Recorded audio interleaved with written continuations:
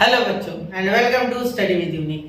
बच्चों आज हम एक नया चैप्टर शुरू करने जा रहे हैं इस एक्सरसाइज के साथ, जिसका नाम है चैप्टर 5 वेक्टर्स। ठीक है, तो ये जो फिफ्थ चैप्टर है मैथ्स 1 का, इसका नाम वेक्टर है और साथ ही में हम इसमें एक्सरसाइज 5.1 का बेसिक 6 लेक्चर में कवर करने जा रहे हैं बच्चों। ठीक है, अब मैं इस चैप्टर का पैटर्न कुछ इस तरीके से रखूंगा। वैसे तो मैं आपको हर चैप्टर में यही पैटर्न फॉलो करता हूँ, लेकिन इस चैप्टर में स्ट्रिक्टली मैं सिर्फ आपको एक एक्सरसाइज के पहले उसी का बेसिक्स बताऊंगा, क्योंकि वेक्टर्स बहुत बड़ा चैप्टर है और बहुत सारे कॉन्सेप्ट्स हैं। एक्चुअली 3D जो ज्योमेट्री होता है उसके भी बहुत सारे कॉन्सेप्ट इस चैप्टर में दिए गए हैं। ठीक है, तो इस कारण से हमें इस चैप्टर में बहुत कुछ सीखने को नया मिलेगा। वैसे पहले ये दो चैप्टर थे मेरे समय पे, एक वेक्टर्स अलग चैप्टर था और 3D ज्योमेट्री अलग चैप्टर था, लेकिन अब ऐसा नहीं है, अब इन्होंने कंबाइन कर दिया गया है। ठीक है, एक्चुअली हम दो चैप्टर पढ़ेंगे। टोटल वेटेज ऑफ 12 मार्क्स, इस चैप्टर को टोटल 12 मार्क्स का वेटेज मिलेगा बोर्ड्स में। बहुत ही अच्छा चैप्टर है, मुश्किल बिल्कुल नहीं है, आपको सिर्फ बेसिक से लेक्चर देखने हैं, हम आपका साथ देंगे और आपको सिर्फ पढ़ाई करनी है रेगुलर, बाकी सब मेरी तरफ से लेक्चर आएंगे। ठीक है, तो अगर आप ये फर्स्ट लेक्चर देख रहे हो तो कंटिन्यूअस सीरीज में देखना, ऐसा मत करना एक लेक्चर इसका एक लेक्चर उस चैप्टर का, नहीं समझेगा आपको। ठीक है, करना है तो पूरा करना। ठीक है, वेक्टर आप अगर अच्छे से कर लेते हो तो 12 मार्क्स आपके बोर्ड्स में पक्का है बेटा। ठीक है, विद थ्योरम्स मिला के, थ्योरम्स के अलग लेक्चर आएंगे, लेकिन पहले फिलहाल मैं इसमें पूरे कॉन्सेप्ट आपको बता दूंगा। ठीक है, तो चलिए बच्चों शुरू करते हैं चैप्टर 5 वेक्टर्स। ठीक है, अब देखिए सबसे पहले आपको वेक्टर्स से पहले मैं आपको एक चीज बता दूं कि वेक्टर्स क्यों बना। ठीक है, वेक्टर्स बना बेटा डायरेक्शन के लिए। किसके लिए? डायरेक्शन। वेक्टर का सबसे इंपॉर्टेंट काम था क्वांटिटीज को डायरेक्शन देना। वेक्टर आप पहली बार नहीं सीख रहे, आपने फिजिक्स में ऑलरेडी सीख चुके हो आप वेक्टर्स, है ना। फिजिक्स में कौन सा चैप्टर सर? 11th में आपने पहला चैप्टर सीखा था यूनिट्स एंड मेजरमेंट, और सेकंड चैप्टर आपने जो पढ़ा था बेटा मैथमेटिक्स के रिलेटेड, मैथ्स एंड फिजिक्स। ठीक है, नाम क्या था उसका? आपने मैथमेटिकल मेथड, उसका नाम ये था आपके सिलेबस में। ठीक है, तो आपने अगर वो चैप्टर पढ़ा है तो उसमें आपने वेक्टर का सरफेस का पूरा देख चुके हो, मतलब क्या होता है वेक्टर्स, किस तरीके से वेक्टर्स को ऐड किया जाता है, सब्ट्रैक्ट किया जाता है, क्या होता है क्रॉस प्रोडक्ट, क्या होता है डॉट प्रोडक्ट। तो आप फॉर्मूला पे रुक गए। यहाँ मैथ्स में वैसा नहीं है, मैथ्स में वेक्टर बहुत सारा है। ठीक है, एक्चुअली वेक्टर्स एक स्पेशल ब्रांच है, ऐसा समझ लो, मैथ्स की स्पेसिफिक ब्रांच ही वेक्टर है।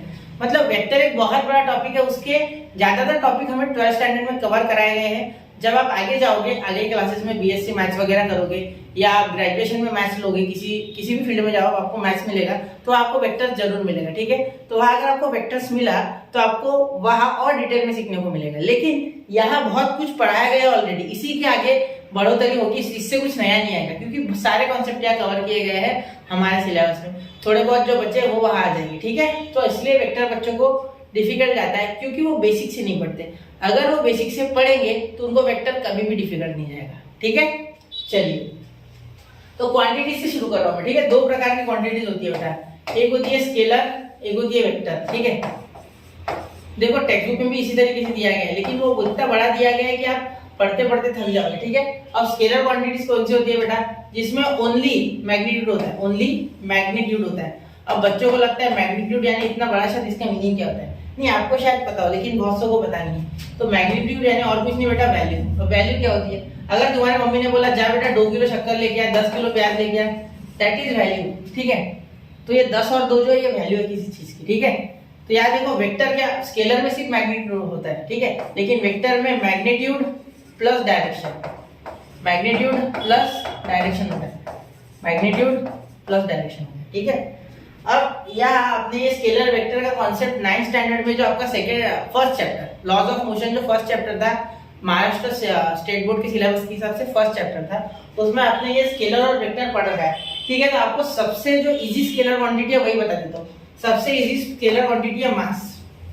मास हम गिनते हैं बेटा केजी में, बिल्कुल। ठीक है, तो मास एक स्केलर क्वांटिटी है। क्यों ऐसा? क्योंकि मास के पास वजन तो होता है, मतलब इसमें मैग्नीट्यूड तो होता है। ठीक है, मास यानी वस्तुमान, एक्चुअली मास यानी एक्चुअली वस्तुमान होता है। ठीक है, या हिंदी में मराठी में आप बोलोगे तो मास ये एक ऐसी क्वांटिटी है, ठीक है, जिसको मैग्नीट्यूड तो है लेकिन इसको डायरेक्शन नहीं है। आप बोलोगे सर हम तो वेट गिनते हैं पीजी में, आप मास कैसे बोल रहे हो? तो क्या मास और वेट सेम है? आपने बेटा ऑलरेडी 10th में या 11th में फिजिक्स में पढ़ रखा होगा, 11th में ग्रेविटेशन चैप्टर भी है, उसमें आपने देखा होगा कि मास को ग्रेविटी से कोई इफेक्ट नहीं पड़ता, नो इफेक्ट ऑफ जी यानी ग्रेविटी। ठीक है, लेकिन वेट को फर्क पड़ता है। ठीक है, इसका मीनिंग क्या हो गया कि weight is equal to mg, यानी वेट हो गया एक force, weight is a force. ठीक है, वेट कोई मास नहीं है, मास और वेट सेम क्वांटिटीज नहीं है, याद रखना, ठीक है। मास एक स्केलर क्वांटिटी है और on the other hand weight जो है एक वेक्टर क्वांटिटी है, क्योंकि वेट इज फोर्स, वेट क्या है, फोर्स है, ठीक है। फोर्स, वेट एक फोर्स है, याद रखना। तो मैं ये क्यों बता रहा हूँ, फिजिक्स नहीं पढ़ा रहा हूँ मैं आपको, मैथ्स ही पढ़ा रहा हूँ, सिर्फ आपको बता देता हूँ, ठीक है।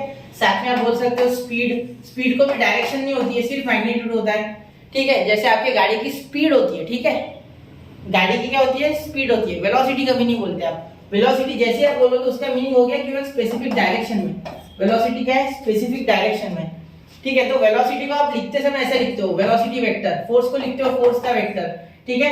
मास को आप सिंपली m लिखते हो और स्पीड को आप सिंपली s लिख दोगे। वैसे s तो जनरली डिस्प्लेसमेंट के लिए यूज होता है फिजिक्स में, ठीक है।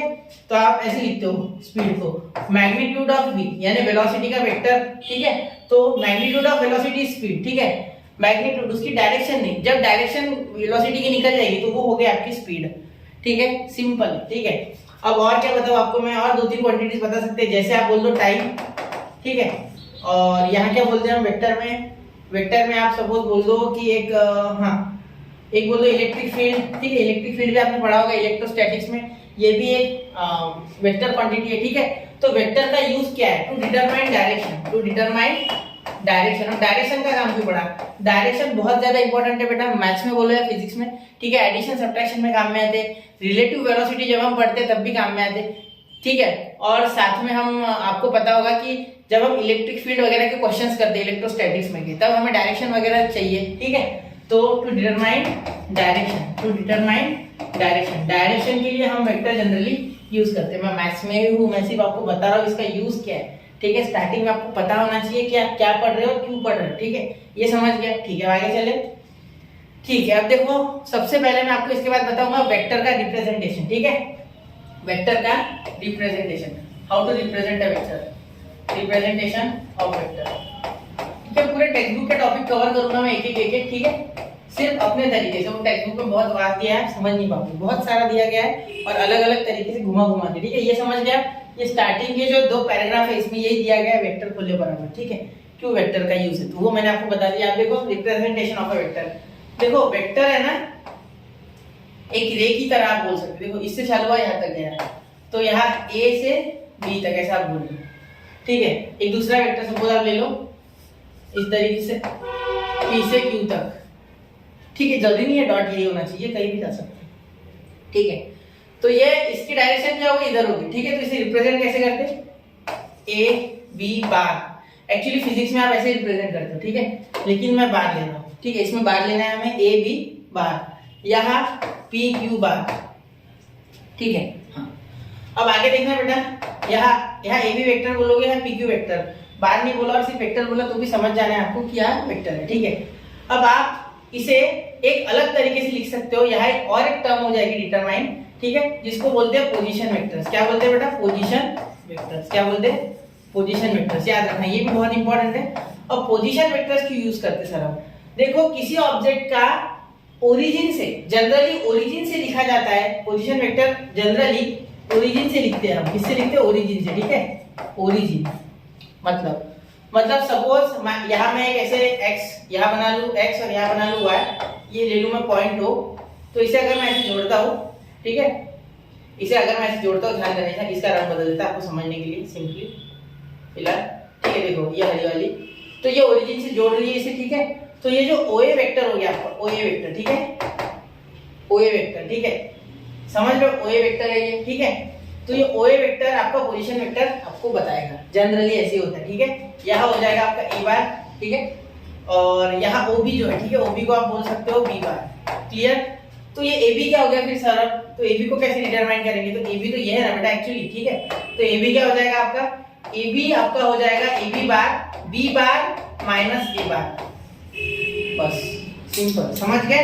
तो क्या होता है पोजीशन वेक्टर में बहुत से बच्चे कंफ्यूज रहते हैं कि पोजीशन वेक्टर सब कैसे ले लिया हमने, तो याद रखना position vector is from the origin, ठीक है। O से A, O से B जो होता है इसे हम बोल देंगे B बार, इसे बोल देंगे A बार, ठीक है। और वेक्टर को हमेशा ऐसे ही रिप्रेजेंट किया जाता है, ठीक है, समझ गए। OA OB, तो AB अगर निकालना है तो क्या, पिछला वाला माइनस अगला वाला, मतलब जो पीछे वाला है उससे माइनस आगे वाला कर देना, ठीक है। अब आप बोलोगे सर ओए को आपने ए बार कैसे बोला? देखो बेटा एक्चुअली मैंने ओए को ए बार बोला ऐसे कि ये ले लिया ए बार मैंने, ठीक है, यहाँ बीच में माइनस ले लिया इसी की तरह, पिछला वाला माइनस अगला वाला, ये हो गया ओ बार, ठीक है। तो ओ को आप कोई वैल्यू दोगे नहीं, ठीक है, क्योंकि वो 0 है उसके कोऑर्डिनेट्स। तो आपको पता है कि जब वेक्टर लिखते हो तो 0 I cap plus 2j cap plus 3k cap ऐसा कुछ लेते हैं हम। अगर आपको नहीं पता है तो फिजिक्स आपने पढ़ा नहीं वेक्टर, और अगर नहीं पढ़ा है तो कोई दिक्कत नहीं, मैं आगे बताऊंगा, लेकिन फिलहाल सिर्फ जिनको समझ है उनके लिए मैं बोल रहा हूँ, ठीक है। तो इस तरीके से, तो यहाँ b बार माइनस a बार इस तरीके से आप रिप्रेजेंट कर सकते हैं वेक्टर को। अब यहाँ सब, तो यहाँ डायरेक्टली क्या बोल दोगे, इसका वेक्टर बोल दो p बार और इसका बोल दो q बार, छोटा वाला चलेगा, चलेगा, ठीक है। तो pq bar is equal to q bar minus p bar, ठीक है।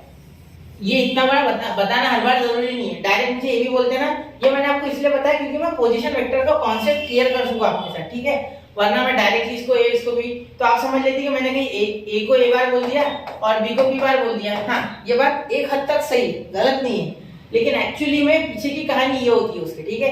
तो ये कहानी मैं बताना चाहता था आपको, इसलिए मैंने आपको पहले थोड़ा सा ज्यादा बर्डन दे दिया ऐसा मुझे लग रहा है, ठीक है। लेकिन ये थोड़ा समझने की कोशिश करना, पोजीशन वेक्टर के कॉन्सेप्ट्स आपको पूरे क्लियर हो जाएंगे, ठीक है। पॉइंट के लिए नहीं होता है वो, ठीक है, याद रखना। ओरिजिन से जो होता है किसी का डिस्टेंस, उसे हम ऐसे पोजीशन वेक्टर से बता सकते हैं, ठीक है। तो एक्चुअली ए बी बार पिछला वाला माइनस अगला वाला, यहाँ भी पी क्यू बार पिछला वाला माइनस अगला वाला, यानी क्यू बार माइनस पी बार, पीछे वाला माइनस आगे वाला, समझ गए, ये याद रखना, क्लियर। तो ये होता है बेटा रिप्रेजेंटेशन ऑफ वेक्टर्स। अब हम इसके बाद सीखेंगे वेक्टर कौन कौन से टाइप के होते हैं, ठीक है। तो ये एक बार ध्यान से देखना, फिर हम वेक्टर्स कौन कौन से टाइप के होते हैं ये देखेंगे, ठीक है। समझ गए मेरी बात, क्लियर। अब आप निगेटिव वेक्टर वगैरह सोच रहे होंगे यहाँ, तो मैं निगेटिव वेक्टर और टाइप्स ऑफ वेक्टर में बताऊंगा, ठीक है। चलिए फिर आगे, चलो इसे नोट करो, 1 2 एंड 3 हो गया। चलिए, तो अब सबसे पहले जो वेक्टर आता है बेटा वो आता है टाइप्स ऑफ वेक्टर में जीरो वेक्टर। कौन सा आता है सर? टाइप्स ऑफ वेक्टर में जीरो वेक्टर, ठीक है। तो टाइप्स ऑफ वेक्टर्स में आता है सबसे पहले बेटा जीरो वेक्टर, ठीक है। इसका सबसे ज्यादा काम पड़ेगा हमें, ठीक है। जीरो वेक्टर कौन सा वेक्टर होता है? जीरो वेक्टर वो वेक्टर होता है बेटा जो एक पॉइंट से चालू होकर उसी पे खत्म हो जाता है, ठीक है। मतलब किसी ने मुझे बोला ए का बताओ, तो यहाँ अगर आप बोलोगे तो ए का वेक्टर जीरो वेक्टर हो जाएगा, ठीक है, क्योंकि ये कहीं गया ही नहीं। यहाँ से ए से अगर ये बी तक जाता तो इनडायरेक्ट केस में बोल लेता कि ये ए बी वेक्टर है, इसका मतलब ये है बी बार माइनस ए बार। लेकिन अगर मैं बोलूं सिर्फ ए बार ए से ए तक ही गया मतलब जीरो, कुछ डिस्प्लेसमेंट क्यों हुआ नहीं, तो ये हो गया आपका जीरो वेक्टर, ठीक है, समझ गए। चलो हाँ, और एक देखो, डिस्प्लेसमेंट एक वेक्टर क्वांटिटी है, ठीक है, इसीलिए डिस्प्लेसमेंट के ऊपर आप वेक्टर का साइन लगा सकते हैं। लेकिन distance is a scalar quantity, तो उसके ऊपर आप साइन नहीं लगा सकते वेक्टर का, याद रखना, ठीक है। चलो अब दूसरा, जीरो वेक्टर सबसे ज्यादा काम का आएगा, ठीक है, ये इंपॉर्टेंट है, ठीक है। हाँ, ये पॉइंट से चालू हो गए, यही रह गए, तो ये हो गया आपका जीरो वेक्टर। सेकेंड, इसके बाद आप क्या बोलोगे बेटा? इसके बाद आप बोलोगे इक्वल वेक्टर्स, ठीक है, इक्वल वेक्टर्स, ठीक है। इक्वल वेक्टर्स कौन से होते हैं सर? इक्वल्स वेक्टर होते हैं बेटा जो कि आप स्टार्ट करोगे, सपोज ये एक ए बी वेक्टर है, ठीक है, और एक ये बी सी वेक्टर है, बी सी नहीं, मैं बोल देता हूँ इसे पी क्यू, ठीक है। तो ये ए बी वेक्टर हो गया आपका और ये हो गया पी क्यू वेक्टर, ठीक है। तो अगर मैं बोलता हूँ, मैं मेरे मन से बोल रहा हूँ कि इनका जो डायरेक्शन है, ठीक है, ये तो सेम दिख रहा है मुझे, लेकिन इनका मैग्नीट्यूड भी सेम है। क्या है इनका मैग्नीट्यूड? सपोज ये भी 2 है, ये भी 2 है, तो हम बोल देंगे A B vector is equal to P Q vector. लेकिन इसमें एक कंडीशन है, ऐसे वेक्टर इक्वल टू तभी बोल सकते हो जब इनका डायरेक्शन भी सेम हो। यहाँ मुझे दिख रहा है कि इनका डायरेक्शन सेम है, इसलिए मैं लिख पाता हूँ, ठीक है। Equal vectors are only equal when their magnitude,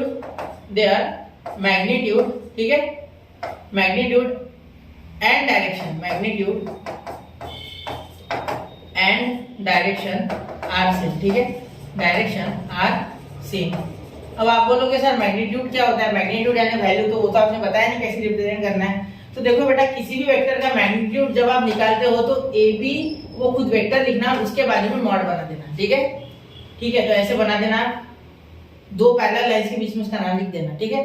तो मॉड ऑफ ए बी यानी हो गया आपका ये वेक्टर, ठीक है। ये मॉड वैसे एक्चुअली ये शायद मॉड नहीं है, लेकिन हमने दे दिया, ठीक है। तो इसका मैग्नीट्यूड, ठीक है, तो मैग्नीट्यूड इधर 2 पैरेलल है, इसके बीच में आपको लिख देना है वो वेक्टर का नाम, ठीक है, समझ रहे हो। तो यहाँ भी आप लिख सकते थे पी क्यू का मॉड और यहाँ लिख देते ए बी का मॉड, ठीक है। चलो तो ये आपका मैग्नीट्यूड है, ये सिर्फ मैग्नीट्यूड रिप्रेजेंट करेगा, इसीलिए मैंने यहाँ देखो वेलोसिटी का मॉड लिया था, तब ये मैग्नीट्यूड हो गया था, यानी मैग्नीट्यूड में हमेशा हम ये साइन लगा देंगे, ठीक है, समझ गए। चलो क्लियर, आ गया ध्यान में, ठीक है। ये इक्वल वेक्टर्स हो गए आपके, इक्वल वेक्टर्स तब हो गए जब उनका डायरेक्शन और जो मैग्नीट्यूड है वो दोनों सेम होंगे, ठीक है। अब ध्यान देना, अगर मैं ऐसा बोलूं सपोज कि एक डी वेक्टर है, ठीक है, और एक पी क्यू वेक्टर है, ठीक है, ये ऐसे बना लेता हूं, तो इन दोनों का मैग्नीट्यूड जो है वो इक्वल है, ठीक है। तो क्या ये हमारे इक्वल वेक्टर्स हुए? बिल्कुल नहीं हुए। मैग्नीट्यूड तो इक्वल है लेकिन वेक्टर्स इक्वल नहीं होंगे, वेक्टर्स इक्वल नहीं होंगे। क्यों नहीं होंगे? क्योंकि मैग्नीट्यूड तो सेम है लेकिन directions are different, directions are different, समझिए, डायरेक्शंस आर डिफरेंट। मैग्नीट्यूड होने से कुछ नहीं होता है, डायरेक्शन भी सेम चाहिए तभी वेक्टर इक्वल होंगे। मैं वेक्टर में आपको बार बार बताऊंगा कि डायरेक्शन का ही काम सबसे ज्यादा है, बाकी छोड़ो, ठीक है। डायरेक्शन अगर सेम नहीं है तो गलती से भी बोलना मत कि वो वेक्टर्स इक्वल हैं, समझ गए। चलो मैंने आपको दो वेक्टर्स के टाइप पूरा डिटेल में समझा दिए, ठीक है। अब मैं आपको टर्मिनल और कोटर्मिनस, ठीक है, जो जो इंपॉर्टेंट है ज्यादातर पहले वो बता देता हूँ, फिर हमारे जो बाकी के भी वेक्टर्स है वो भी बता दूंगा। एक यूनिट वेक्टर बता देता था, ये भी काम का है अपने, ठीक है। इक्वल वेक्टर से पहले बता देना था मैंने, लेकिन अब छोड़ो, यूनिट वेक्टर, यूनिट वेक्टर ही, ठीक है। अब देखो यूनिट यानी क्या? जिसका बेटा जो मैग्नीट्यूड है वो 1 है, ठीक है, जिसका मैग्नीट्यूड है, ठीक है। सपोज आप बोलोगे एक n वेक्टर है, एक n वेक्टर, ठीक है, तो n वेक्टर का मैग्नीट्यूड 1 हो जाएगा, ठीक है, तो इसे बोलोगे आप यूनिट वेक्टर, ठीक है। Unit vector is a vector whose magnitude is 1, whose magnitude is unity, unity यानी बेटा 1, unity यानी 1, ठीक है, समझ गए। चलो यहाँ वापस से लिख देता हूँ मैं, एक minute. Magnitude is 1, whose magnitude is 1 is called as unit vector, ठीक है। अगर मैं बोल दूं कि ए बी बार का मैग्नीट्यूड 1 है तो then this is also unit vector, clear. जिसका भी मैग्नीट्यूड 1 आएगा उसे आप यूनिट वेक्टर बोल दोगे। जनरली ये n कैप से डिनोट करते हैं, ठीक है। अब यूनिट वेक्टर निकालने का एक स्पेशल फार्मूला होता है, देखो बता दूं मैं आपको। अगर आपको n कैप का यूनिट वेक्टर निकालना है तो आप क्या करोगे? वो वेक्टर खुद अपॉन उसका मैग्नीट्यूड, ठीक है। किसी का भी अगर यूनिट वेक्टर निकालना है तो इन दैट केस आप क्या करोगे? सपोज मुझे ए बी का यूनिट वेक्टर निकालना है तो मैं क्या कर दूंगा? ए बी का यूनिट वेक्टर, सपोज इसको मैं पोजीशन वेक्टर ए बोल देता हूँ, फिलहाल ए बोल देता हूँ, ठीक है। तो क्या होता है? ए बी का ए का कैप, यानी आप एक काम करता हूँ, ये आपको कंफ्यूज मारेगा, एक काम करो, ए बी का कैप, ठीक है, is equal to A B का वेक्टर अपॉन उसका मैग्नीट्यूड। ये फॉर्मूला होता है for unit vector, formula for unit vector, ये आपने पढ़ा है बेटा, ठीक है। ये आपने अच्छे से पढ़ा था मैथमेटिकल मेथड में, ठीक है, जो कि चैप्टर था आपका 2 फिजिक्स में 11, ठीक है। चलो यहाँ तक हो गया यूनिट वेक्टर, ठीक है। अब फोर्थ में आपको बता रहा हूँ बेटा, जो आपके होते हैं कौन से बताओ, कोटर्मिनस और कोइनिशियल होते हैं, ठीक है। कोटर्मिनस, ठीक है, एंड कोइनिशियल वेक्टर्स, ठीक है। ये क्या होता है सर? देखो बेटा, कोटर्मिनस यानी मैं बता दो आपको एंड पॉइंट, क्या होता है? एंड पॉइंट, ठीक है, एंडिंग बोल दो आप, ठीक है। और जो इनिशियल होते हैं वो होता है स्टार्टिंग पॉइंट, यानी स्टार्टिंग बोल दो, स्टार्टिंग, ठीक है। तो अगर मुझे कोई बोले, देखो एक ए बी वेक्टर है, ठीक है, और एक AC वेक्टर है, ठीक है, तो ये हो गया बेटा मेरे कोइनिशियल। क्या हो गया? Coinitial. AB and AC are coinitial vector, ठीक है।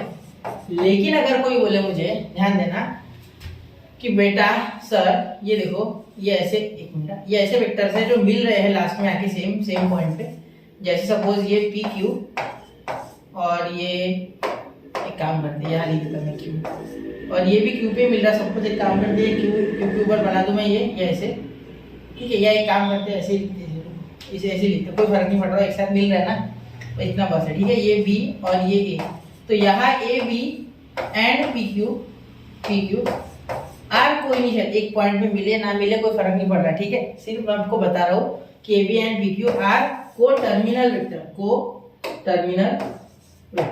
ठीक है। टर्मिनल यानी टर्मिनेट हो रहा है वहां, खत्म हो रहा है, एक साथ मिल रहे हैं, समझो को टर्मिनस या को टर्मिनल वेक्टर, ठीक है, समझ रहे हो। तो ये मैंने आपको 4 टाइप के वेक्टर बता दिए, ये जरूरी है, बताइए सीखना जरूरी है, क्योंकि इससे आपका बेसिक स्ट्रांग होगा, तो आप वहां जाके अटकोगे नहीं कहीं भी, ठीक है। चलो इसे नोट करो, 1 2 एंड 3, जो इतना नोट कर लिया बच्चों। चलिए अब देखो यहाँ फिफ्थ टाइप देख लेते हैं, एक साथ 4-5 देख लेंगे, ठीक है। सबसे पहले नेगेटिव ऑफ अ वेक्टर, यहाँ मैं खत्म कर दूंगा भाई, ठीक है। वो इंपॉर्टेंट थे, वो पूरे बता दिया मैंने। नेगेटिव ऑफ अ वेक्टर, तो नेगेटिव कैसे बनाएंगे, नेगेटिव ऑफ अ वेक्टर कैसे लिखेंगे। देखो अगर कोई वेक्टर हमें दिया गया है, कोई वेक्टर हमें दिया गया है, सपोज ए बी आपका वेक्टर दिया गया है आपको, ठीक है। तो इसका उल्टा कैसे लिखेंगे, देखो ए बी, ठीक है। तो आपको इसका नेगेटिव लिखना है, तो आप क्या करोगे, इसकी डायरेक्शन ऐसे उल्टी कर दोगे, ठीक है। और यहाँ बी और यहाँ ए हो जाएगा, ठीक है। तो अगर आप ए बी लिखोगे तो ये हो जाएगा minus B A, sorry minus A B, ये हो गया आपका नेगेटिव ऑफ अ वेक्टर, ठीक है। इसे माइनस बी ए को इक्वल टू बी ए भी लिखा जा सकता है, बिल्कुल, क्यों नहीं लिखा जा सकता, बिल्कुल सही है, ठीक है, समझ गए। क्योंकि जब आप ए बी को बी ए लिखोगे तो और एक माइनस लगेगा, ओ माइनस और ए माइनस प्लस, प्रोसेस समझेंगे आप, मैं समझ सकता हूँ, आपको नहीं समझा स्टार्टिंग में। नेगेटिव में सिर्फ डायरेक्शन उल्टी करनी होती है, ठीक है। मैंने बी ए को ही माइनस ए बी के फॉर्म में लिखा, ठीक है। ये वेक्टर अलग हो गया, ये और ये अलग है, और इस वेक्टर के बारे में मैं बात कर रहा हूँ, ठीक है, फिलहाल। तो यहाँ देखो माइनस ए बी है ना, ठीक है। तो यहाँ मैं इस माइनस ए बी को लिखता माइनस बी ए, क्योंकि जब भी आप किसी वेक्टर को उल्टा करोगे तो उसमें माइनस का साइन लगेगा। मैं इसे भी लिख सकता कि A B is equal to minus B A, बिल्कुल लिख सकते हैं आप, क्यों नहीं, ठीक है। नेगेटिव ऑफ अ वेक्टर उसके इक्वल होता है, ठीक है, माइनस है ना बा, तो जब ये सीधा होगा तब ये माइनस हट जाएगा, क्यों, कैसे हटेगा। तो यहाँ देखो वो प्रोसेस मैं आपको समझा रहा हूँ, माइनस ए बी को बी ए के इक्वल कैसे करोगे इसके, ठीक है। ये 1 नंबर है, ये 2 नंबर है, अलग अलग समझने हैं, ठीक है। मैंने लिखा भले एक साथ है, चलो इसे हटा देता, दूर कर लेता सबको ये, ठीक है। चलो अब दिख रहा है, अब कोई दिमाग में कंफ्यूजन नहीं, ठीक है। अब यहाँ मैंने इसे बी ए किया ना, तब इसमें माइनस लग गया, ठीक है। तो ये बी ए, तो ये बी ए माइनस माइनस हो गया प्लस, ये आ गया B A is equal to, ठीक है। तो ऐसे आप नेगेटिव वेक्टर को जस्टिफाई कर सकते हैं, ठीक है, समझ रहे मेरी बात, ठीक है। डायरेक्शन उल्टी कर दो, नेगेटिव हो जाएगा, कोई दिक्कत नहीं, क्लियर। चलो ये मिटा रहा हूँ मैं, आपको समझ गया होगा एग्जांपल से।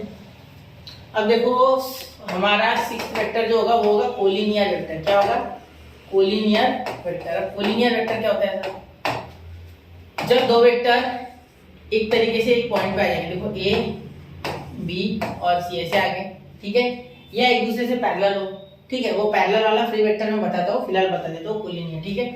अगर ए बी वेक्टर, ठीक है, इज इक्वल टू कुछ स्केलर हो, कुछ स्केलर सपोज ले लेते के, ठीक है, के इंटू ए बी और ये बी सी वेक्टर, ठीक है, डायरेक्शन एक है ना इनकी, तो ये हो गया आपके कोलिनियर वेक्टर, ठीक है।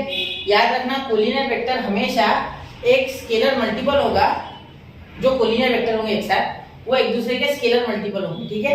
ये क्या अगर इधर चल जाएगा तो हो जाएगा A B vector 1/k into A B vector, और ये हो गया बी सी वेक्टर, ठीक है। इसका मीनिंग क्या होगा, देखो ये पूरा अगर 10 है, ये पूरा अगर 10 है, ठीक है, ये अगर 4 है, ये अगर 4 है, ठीक है, तो उसका कुछ पार्ट लिया, ये 6 हो गया, ठीक है। तो अगर मैं इनका रेशियो निकालता हूँ A B vector upon B C vector, B C bar is equal to, यहाँ देखो ये 4 है और ये 6 है, ठीक है। तो इसे मैं 2/3 लिख सकता हूँ, बिल्कुल। तो ये A B vector is equal to 2/3 B C vector, ठीक है। तो ये 2/3 तो के है बेटा, मैं और क्या बोल रहा हूँ। बहुत से बच्चे ना इस के में कंफ्यूज होते हैं कि सर ये के कहाँ से आ गया, क्यों लिया, क्या लिया। तो एक्चुअली ये सिर्फ इसका टुकड़ा है और कुछ नहीं है, ठीक है। तो इसीलिए ऐसे हम लाइनें लिखते थे कि बचपन में याद होगा आपको, कोलिनियर लाइन, अगर A B C collinear line है, तो अगर ये हाफ है, अगर ये सपोज हाफ है, तो आप रेशियो क्या लिखते थे, A B is equal to B C is equal to half A C. तो ये हाफ इसे समझ रहे हैं, बी सी इस तरीके से कुछ है वो, ठीक है, इसी तरीके से, क्लियर। आपने वो m/n वाला भी सीखा है ना, याद होगा आपको m/n का ratio, coordinate geometry 10th standard 5th chapter देखा होगा। तो उसी तरीके से डरना नहीं है, ठीक है, वही चीजें है, कुछ नया नहीं है, सिर्फ डायरेक्शन आ जाएगी नहीं, ठीक है। तो डायरेक्शन बहुत ज्यादा घोटाला करती है, ये बात मैं मानता हूँ। डायरेक्शन से बहुत सी चीजें आपको वापस से पढ़ना होगा पूरा, ठीक है। मैं आपको डेफिनेशन नहीं बता रहा हूँ, डायरेक्टली बता रहा हूँ प्रैक्टिकल क्या होता है, ठीक है। कोलिनियर वेक्टर्स, ठीक है, जो कि एक लाइन में हो, एक स्पेशल उनकी एक्सिस हो, एक लाइन हो, उसी पे वो सारे पॉइंट्स हो, ठीक है। हाँ, अब मैं आपको यहाँ 2 पढ़ाऊंगा और वेक्टर के टाइप फिर खत्म, ठीक है। ये हो गया आपका यहाँ फ्री वेक्टर ले लेते हो। कौन सा? Free vector. अब फ्री वेक्टर क्या होता है सर? तो याद रखना इस चैप्टर में मैक्सिमम आप फ्री वेक्टर की बात करोगे, ठीक है। पूरा मैक्स जो हो गया आपके फ्री वेक्टर ही होंगे। जनरली आप फ्री वेक्टर ही हर जगह लोगे इस चैप्टर में, ठीक है। फ्री वेक्टर क्या होते हैं? देखो, फ्री वेक्टर ऐसे होते हैं जो पैरेलल में अलाउ होते हैं यहाँ से वहां ले जाने के लिए, ठीक है। Allowed to move in parallel, allowed to move in parallel, ठीक है। अब बेटा मैं कैसे बताऊँ आपको, ये तो देखो ध्यान से। यहाँ अगर आप ए ले लो और यहाँ बी ले लो, ठीक है। यहाँ ले लो एक पी और यहाँ ले लो एक पी और यहाँ ले लो एक क्यू, ठीक है। तो ये वेक्टर कितने दूर है, लेकिन मैं इसे इस तरीके से पैरेलल में, देखो पैरेलल में ला के यहाँ लिख सकता हूँ, ठीक है। अब आप बुक में ये पॉसिबल नहीं है करना, तो मैं सिर्फ आपको बता रहा हूँ, ठीक है। ऐसा मत कर लेना, बुक में आपको ये ऐसे बनाना होगा पैरेलल में। मतलब वो जैसे था, चाहो तो मैं वापस उसे वहां लेके जा सकता हूँ। देखो एक मिनट, यही लेके जाता हूँ, आ गया, ठीक है। समझ गए? यहाँ तो अपने पास है बोलना, ठीक है। ये देखो, अब क्लियर, अब देखो आ गया। तो इस तरीके से समझ गया ना। तो आप पैरेलल में मूव कर सकते हो। सपोज और एक वेक्टर है, सपोज यहाँ एक और एक वेक्टर है, सपोज मैं बोल देता हूँ इसे, ये एक साथ लग गया ऐसे समझो आप, ठीक है। ये अब पॉइंट कोलाइड कर रहे हैं ना, उसका टेंशन मत लो, वो हो जाएगा, वो आप धीरे धीरे सीख जाओगे, ठीक है। उसका कोई फर्क नहीं पड़ता है, आप इसे ऊपर कर लेना, क्या दिक्कत है, ठीक है। एक मिनट रुको, ठीक है। अब देखो आप क्या कर लेना इसको, आप इसके कारण कंफ्यूज हो सकते हो आप, ठीक है। आप ऐसे लिख देना क्या है उसमें, ठीक है। आ रहे हो? तो रिजल्टेंट ऑफ 2 वेक्टर्स भी निकलता है, ठीक है। ऐसा कुछ नहीं होता है, क्लियर। रिजल्टेंट ऑफ 2 वेक्टर निकलता है, इससे आपको डरने की आवश्यकता नहीं है, वो आप आगे सीखोगे धीरे धीरे, ठीक है। और एक बात सुनो मेरी, अगर ऐसे 2 वेक्टर्स हैं, ठीक है, तो ये भी फ्री है एक दूसरे के साथ टच होने के लिए, ठीक है। ऐसे हो सपोज, तो भी ये भी एक दूसरे के साथ टच होने के लिए फ्री है, कोई दिक्कत नहीं। फ्री वेक्टर पैरेलल में मूव कर सकते हैं, ठीक है। चलो मैं पीछे मिटा रहा हूँ, एक यही रखता हूँ एक एग्जांपल, ठीक है। ये भी मैं सीधा कर देता हूँ, ठीक है। चलो हो गया। अब इसे मैं ऊपर दे देता हूँ। अब लास्ट जो आपका टॉपिक बचा है इसमें, लास्ट मतलब लास्ट वेक्टर्स का टाइप, ठीक है, जो कि आपका हो जाएगा लोकलाइज वेक्टर। टेक्स्ट बुक में दिया इसलिए ले रहा हूँ मैं, ठीक है, वरना इसका कोई ज्यादा यूज नहीं आएगा आपको चैप्टर में, ठीक है। लोकलाइज वेक्टर्स, लोकलाइज वेक्टर्स बेटा वो वेक्टर्स है जिनकी एक्सिस सेम होती है, ठीक है। आपके इसमें एक मस्त एग्जांपल दिया गया टेक्स्ट बुक में, देखो एक कार ए है, इस पॉइंट को कार समझो। एक काम कर लेते हो, एक डब्बा गाड़ी बना देते हो, ये कार है, ठीक है, और एक कार बी है, ठीक है। तो ये कार है, अगर इधर से इधर गई, ठीक है, ये इस तरीके से उसके लाइन ऑफ एक्शन के बीच में, ये लाइन ऑफ एक्शन कहते हैं इसे, एलओए फिजिक्स में लाइन ऑफ एक्शन बोलते हैं, हम इसे एक्सिस बोलेंगे मैथ्स में, ठीक है। तो ये इधर से इधर गई ना, क्या कार बी पे कोई फर्क पड़ा? नहीं, ये अलोंग इट्स ओन एक्सिस गई ना, तो कार बी पे इसमें कोई फर्क नहीं पड़ा, ठीक है। ये एक स्ट्रेट लाइन में सीधा सीधा जा सकता है, ये फ्री वेक्टर नहीं है, ये हिल नहीं पाएगा, ठीक है। तो लोकलाइज वेक्टर एक फिक्स्ड पॉइंट के अलोंग हिल सकता है, फिक्स एक्सिस के अलोंग मूव कर सकते हैं, ठीक है, वरना नहीं कर पाओगे, ठीक है। तो ये हो गया लोकलाइज वेक्टर, ठीक है। तो आशा है कि मैंने आपको ये वेक्टर के 8 टाइप अच्छे से बताया, भले ही समय लग गया, लेकिन ये सीखना भी जरूरी है। नोट कीजिए बेटा इसे, फिर बढ़ते हैं अगले टॉपिक की ओर, 1, 2 एंड 3, ठीक है। वैसे अभी जो मैंने आपको बताया वो इतना इंपॉर्टेंट नहीं था, लेकिन टेक्स्ट बुक में दिया है तो मैं सोचता हूँ कि आपको पूरा बता दूं, शायद से कोई एमसीक्यू में आ जाए, है ना। चलो चले, ठीक है। अब हम मेन वेक्टर्स की ओर बढ़ रहे हैं, ठीक है। अब वेक्टर्स का रिप्रेजेंटेशन हमने सीख लिया, सब लिख लिया। अब वेक्टर लिखे कैसे, लिखना कैसे हमने, ठीक है। तो वेक्टर्स को आप 2 भागों में बांट सकते हैं, देखो ध्यान देना मेरी बात पे, ठीक है। एक होता है बेटा 2D और एक होता है 3D, ठीक है। तो हम 3D के बारे में ज्यादा बात करेंगे इसमें, 2D की तो बात बहुत कम होगी, ठीक है। 3D ज्योमेट्री में ज्यादातर हम 3D ही पढ़ेंगे, ठीक है, टेंशन नहीं है। तो यहाँ देखो, तो अगर मैं आपसे बोलूं कि आपके पास 2 एक्सिस है, एक x और एक यहाँ y, ठीक है। अब ये जो x एक्सिस है, इसके अलावा हमेशा यूनिट वेक्टर i रहेगा, क्या रहेगा, यूनिट वेक्टर i। तो जब भी मैं i कैप लिखूं तब समझ लेना कि मैंने क्या लिखा है, x लिखा है, x में वेक्टर ले रहा हूं मैं, ठीक है। और जब भी मैंने j कैप लिखा है, ठीक है, तो समझ लेना कि मैं हमेशा y की बात कर रहा हूं, ठीक है। ये एक दूसरे से परपेंडिकुलर होती है, ये तो आपको पता होगा, ठीक है। अब अगर मैं ऐसे लिखूं, ध्यान देना, अगर मैं ऐसे लिखूं 1 2 3, ठीक है। अगर मैं यहाँ लिखूं ये एक दूसरे से परपेंडिकुलर होती है म्यूचुअली, ठीक है, टेंशन मत लो, वो सारी एक्सिस एक में एक से परपेंडिकुलर होती है हमेशा। यहाँ एक्स लिखूँ, यहाँ वाई लिखूँ, यहाँ जेड लिखूँ। अब आपको कहीं यहाँ क्वेश्चन में यहाँ वाई मिलेगा, यहाँ एक्स मिलेगा, यहाँ जेड मिलेगा, कोई फर्क नहीं पड़ता है उससे। आप ये एक्चुअली एक्सिस का क्या होता है ना कि वो एक दूसरे से पैरेलल होनी चाहिए, वो एक दूसरे से पैरेलल होनी चाहिए। ऐसा जरूरी नहीं है कि एक्स अलोंग द ग्राउंड होनी चाहिए, मतलब हॉरिजॉन्टल होनी चाहिए, वाई वर्टिकल होना चाहिए, ऐसा कुछ नहीं है, ठीक है। ये एक दूसरे से परपेंडिकुलर होनी चाहिए, ये ज्यादा मेन है, ठीक है। स्टैंडर्ड फॉर्मेट यही है, लेकिन कहीं अगर क्वेश्चन में आ जाए तो आपको डरना नहीं है, वो वही दिया गया है, सिर्फ आपको उस हिसाब से सॉल्व कर लेना है, आप उसका लोड मत लो, ठीक है। ठीक है, यहाँ अगर आई वेक्टर यूनिट, यहाँ जे का यूनिट वेक्टर और जेड के लिए क्या होता है, ये फिक्स है, ये क्या है, फिक्स है, आई जे के हमेशा फिक्स है, ये ऐसे ही रहेंगे, ठीक है। ये आई जे के को ध्यान से देखना, ये आपको डायरेक्शन बताएंगे हमेशा, ठीक है। आपने फिजिक्स में भी इलेक्ट्रोस्टैटिक वगैरह में क्वेश्चन किया, तब आपने आई जे के, ठीक है, आपने फ्लेमिंग्स लेफ्ट हैंड रूल, ठीक है, राइट हैंड रूल, ठीक है, और आपने जब इलेक्ट्रोमैग्नेटिक इंडक्शन वगैरह, इलेक्ट्रोमैग्नेटिक इंडक्शन आपका हो गया होगा, ठीक है, और साथ में आपने ये भी देखा होगा इलेक्ट्रोमैग्नेटिक इंडक्शन ही बोल दो आप, वही सबसे आसान है, ठीक है। और लेंस लॉ वगैरह में आपने डायरेक्शन वगैरह देखी होगी ना, तो तब, ठीक है बेटा, तो तब आपने ये सब पढ़ा है ऑलरेडी, ठीक है, ये कुछ नई बात नहीं है, डायरेक्शन आपने ऑलरेडी पढ़ रहे, सेंटर ऑफ मास वगैरह में भी यूज होता है इनका बहुत जगह, ठीक है, velocity of centre of mass निकालते तब, क्लियर। तो वही सारी चीजें ये आई जे के, ठीक है। तो आई जे के फॉर्म के क्वेश्चन आपने पिछले साल देखे भी है फिजिक्स में, ठीक है, मैथ्स से आपने पहली बार, मैथ्स में तो पहली बार देख रहे हैं, ठीक है, चलो क्लियर। हाँ, अब देखिए अब क्या कर सकते हैं हम, इस वेक्टर को रिप्रेजेंट कैसे कर सकते हैं। सपोज यहाँ मैं एक पॉइंट ले लूँ ए, ठीक है, इसके कोऑर्डिनेट ले लूँ 1,4, या एक काम करता हूँ मैं 9,4। अब इसको रिप्रेजेंट कैसे करें सर, ठीक है बेटा, देखो आप क्या लिखोगे, ए, इसको मैं पोजीशन वेक्टर ले लेता हूँ ए, ठीक है, ए बार पोजीशन वेक्टर ले लेता हूँ इस पॉइंट का ए बार, ठीक है, चलता है ऐसे, मैंने आपको बताया क्यों, क्योंकि ये ओरिजिन से ही है ना, ओ ए, ठीक है। तो आप ऐसे लिख सकते हो O A bar is equal to A cap is equal to, ये ओ ए बार को ए कैप रिप्रेजेंट करता है क्योंकि ये शॉर्टकट है, इसलिए हम पोजीशन वेक्टर लेते हैं, इतना बड़ा कहाँ लिखोगे, शॉर्टकट है पोजीशन वेक्टर, ठीक है।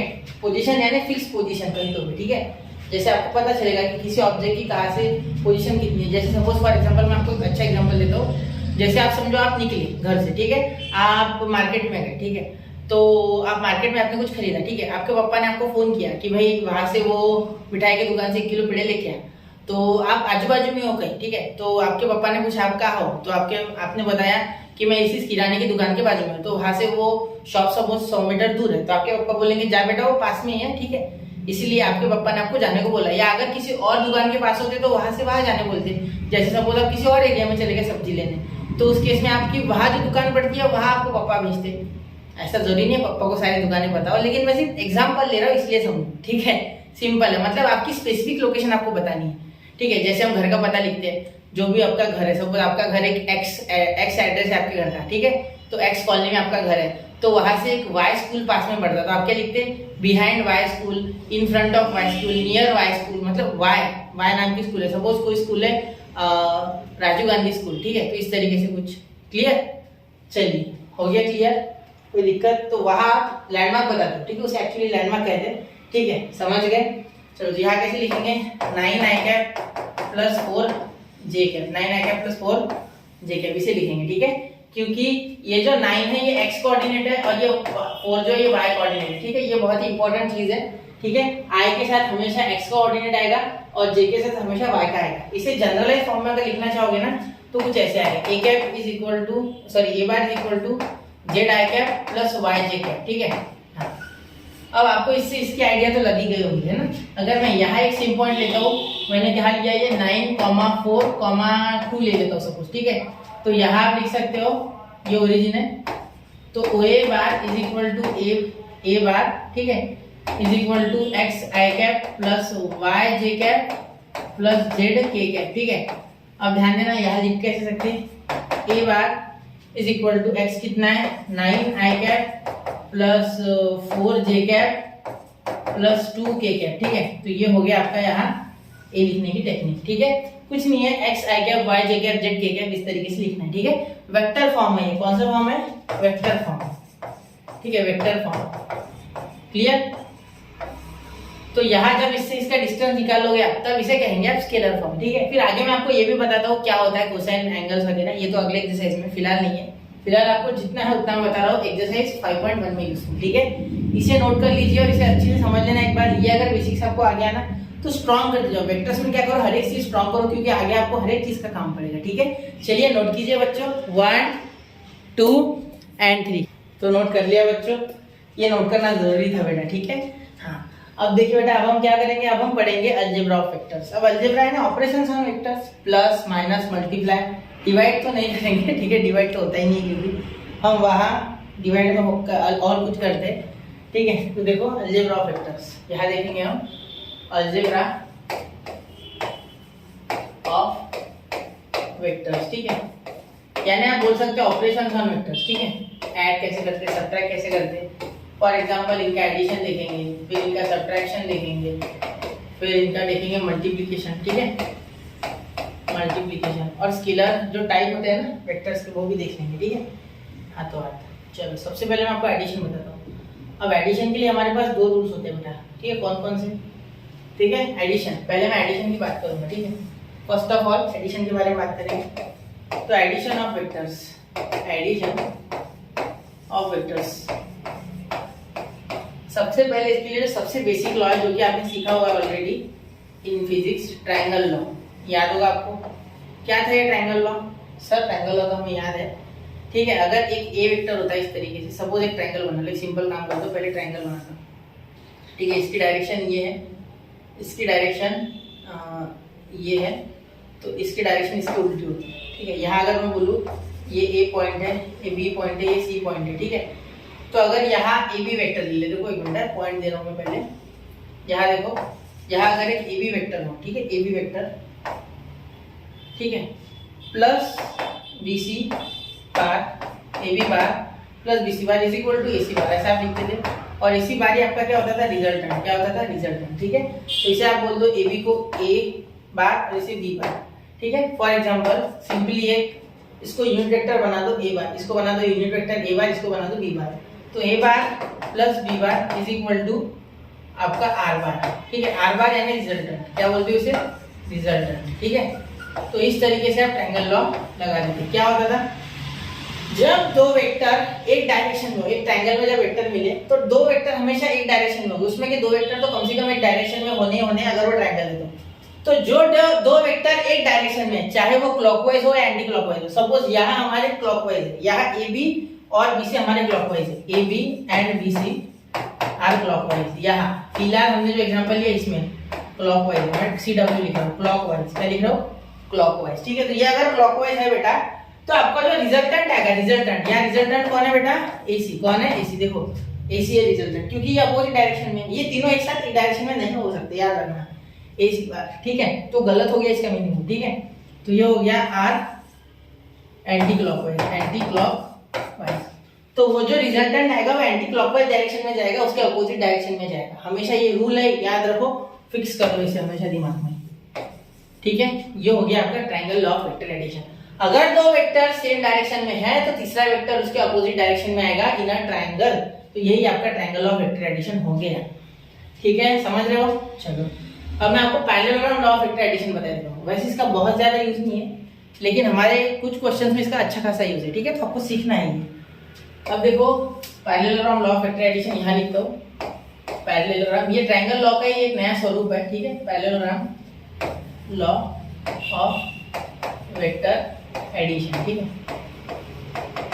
देखो अब क्या होता है, इसमें कैसे थे, इसमें इस तरीके से ट्रायंगल के फॉर्म में थे, इसमें ऐसे होंगे जनरली, आप फिजिक्स में तो ऐसे देखते हो, ए बी सी सपोज ये, ठीक है। और आपको यहाँ बीच में से एक रिजल्टेंट निकलेगा, सिंपल बात है, ठीक है, ये तो आप जानते हो ना, रिजल्टेंट बीच में से निकलेगा, ठीक है। इसे आप फोर्स जहाँ लगाते हो वहाँ यूज करते हो, याद होगा आपको। सिंपल सोचो कि यहाँ आपका एक दोस्त है सी नाम का, वो खींच रहा है रस्सी, यह एक अलमारी, ए फॉर अलमारी, यहाँ बी है यानी आप खुद, ठीक है, आप खुद, तो आप खींच रहे हो इधर, वो खींच रहा है इधर, तो अलमारी का डिस्प्लेसमेंट कुछ इस तरीके से होगा। तो यही ट्रायंगल ऑफ वेक्टर एडिशन है, ठीक है। यहाँ क्या ले लेंगे हम, डी पॉइंट ले लेंगे, मतलब जो आपका एडी बार होगा, मतलब जो आर है, ठीक है, मैं यहाँ लिख देता हूँ नोटेशन के लिए, AD bar is equal to R, ठीक है। आर बार यहाँ मैं बोल देता हूँ ए बी को ए यूनिट वेक्टर और ये जो CD है, नहीं CD नहीं सॉरी, AC को बोल देता हूँ मैं B, ठीक है। तो यहाँ R बार जो आपका वो हो जाएगा A bar plus B bar, ठीक है। ऐसे आप इसे डिनोट कर सकते हो, ठीक है। इसका मीनिंग ये रिजल्टेंट इन दोनों का एडिशन ही है, ठीक है। यही बोल रहा था मैं तब से, ठीक है। जो यहाँ का है यही ये लग गया, ठीक है। ये क्या हो गया यहाँ, सुनो सिंपल सी बात है। ये जो है ना, ये थोड़ा सा इस टेढ़ा कर दिया, एक मिनट नहीं, ये ट्रायंगल मैंने एक साथ बनाया था ना, इसलिए दिखेगा नहीं, ठीक है। एक्चुअली क्या है, ये जो साइड है ये इतनी साइड, ठीक है। इसे आपने उधर खींच लिया, ऐसे समझो, मतलब इसको यहाँ से तोड़ दिया और इसे इधर खींच के इधर लगा दिया, मतलब यही साइड यहाँ ऐसे 3 वेक्टर की तरह पैरेलल में लगा दी, मतलब ये पैरेलल में यहाँ शिफ्ट कर दी, रिजल्टेंट यहाँ से बन गया। बस इसी तरीके से इस एग्जांपल और उस एग्जांपल में कुछ रिलेशन नहीं है, सिर्फ मैं बता रहा हूँ कि ट्रायंगल जो होता है ना वो 3 साइड से मिलकर बनता है। तो एक साइड तोड़ के इधर से लगा दो, हो गया आपका parallelogram law of vector addition. समझ रहे हो? चलिए, तो ये 2 लॉज है जो कि इंपॉर्टेंट है, ठीक है। फिर हम मल्टीप्लिकेशन ऑफ वेक्टर देखते हैं। तो मल्टीप्लिकेशन 2 तरीके की होती है, एक स्केलर और एक वेक्टर, ठीक है। वो थोड़ा सा वास्ट है, ठीक है। तो इसे आप थोड़ा ध्यान से बचाओ, ठीक है। नोट कर लो 1 2 एंड 3, तो नोट कर लिया बच्चों, ठीक है। अब और एक लॉ होता है वैसे, polygon law of vector addition, वो मैं आपको आगे प्रॉपर्टीज के बाद बताता हूँ, ठीक है। और एक चीज छूट गई, वो मैं आपको यही बता देता हूँ। देखो मैग्नीट्यूड कैसे निकालते हैं, किसी भी वेक्टर का मैग्नीट्यूड निकालना है। सपोज आपको ये वेक्टर, पिछले पेज पे जाता हूँ, इस वेक्टर का आपको मैग्नीट्यूड निकालना है इसका, ठीक है। तो इसका मैग्नीट्यूड कुछ इस तरीके से हो जाएगा, OA mod of OA is equal to under root इसका ये जो x का कोऑर्डिनेट है, ठीक है, x square plus y square, यानी अंडर रूट 9 का स्क्वायर प्लस 4 का स्क्वायर, और इनका स्क्वायर ऐड करके आपका मैग्नीट्यूड आ जाएगा, ठीक है। यहाँ अगर निकालना होगा तो mod of A is equal to under root x square plus y square plus z square, मतलब अंडर रूट 9 स्क्वायर, ठीक है, प्लस 4 स्क्वायर प्लस 2 स्क्वायर, बस इतना ही, ठीक है। ये आपने ऑलरेडी पढ़ रखा है फिजिक्स में, ठीक है, लेकिन फिर भी एक बार बता दूं मेरी तरफ से, ठीक है, कोई संकोच ना हो। अब ये polygon law of vector addition पे जा रहा हूँ, उससे पहले आपको लॉस बता देता हूँ, ठीक है। ये आपके टेक्स्ट बुक में लिखे, ठीक है, मैं सिर्फ एक बार एक्सप्लेन कर दूं, ठीक है।